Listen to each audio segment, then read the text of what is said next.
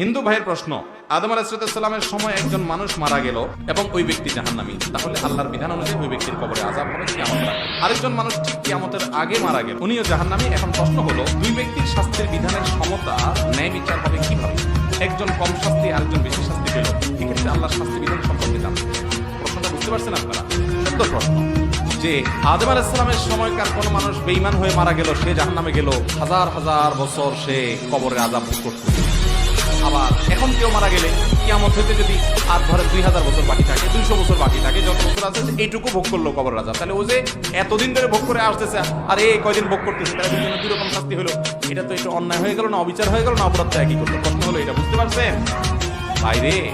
আল্লাহ রাব্বুল আলামিনের বিচার, আল্লাহ রাব্বুল আলামিনের বিশ্লেষণকে আমার আপনার এই মাথা দিয়ে এত সহজে হিসাব করলে ভুল হবে।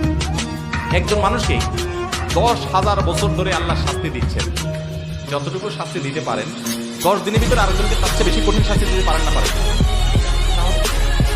আমার কথা বুঝেন নাই? একজন রে ধরেন জেলখানায় নিয়ে ডেইলি 10টা করে বেত দেওয়া হয়, ওর বেতের বাড়ির যে ওজন হয়, মাপ হয়, আরেকজন রে একদিন আগে জেলে আইনা এমন জোরে দিছে যে আগেরটা 10 দিন ধরে যে মাপে খাইছে ও একদিনে যা খাইছে ওইটা সমান হয়ে গেছে। হইতে পারে না?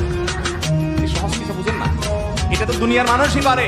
সেখানে আল্লাহ রাব্বুল আলামিন সূক্ষ্মদর্শী, তিনি লতীফ, তিনি সবকিছু করতে পারেন। অতএব বান্দার মাঝে তিনি জুলুম করবেন না। আল্লাহ কোরআনে বলেছেন আল্লাহ তাআলা জুলুম করবেন না কারোর প্রতি, বান্দার প্রতি। ওমা রাব্বুকা বিযাল্লামিল লিল আবিদ, তোমার রব বান্দার প্রতি কোনো জুলুম করবেন না। পাই পাই করে বুঝাই দিবেন, দুনিয়ার কোনো মিটারে ধরা পড়বে না। আল্লাহ তাআলা এরকম ন্যায় বিচার করবেন।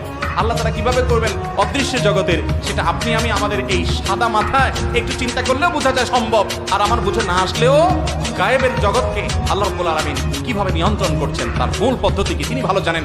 আপনি ইমানদার হিসেবে আল্লাহর প্রতি সে বিশ্বাস আপনার থাকবে অবশ্যই যে আল্লাহ রাব্বুল আলামিন জুলুম করবেন না। কিভাবে আল্লাহ তাআলা ব্যালেন্স করবেন, কিভাবে সমন্বয় করবেন, সেটা তিনি ভালো জানেন। দুনিয়াতে আমরা অনেক সমন্বয় করতে পারি, তিনি আরো ভালো পারবেন, তিনি তো মহান সৃষ্টিকর্তা। ঠিক না বেঠিক? দুই পরিবারের সম্মতিতে বিয়ে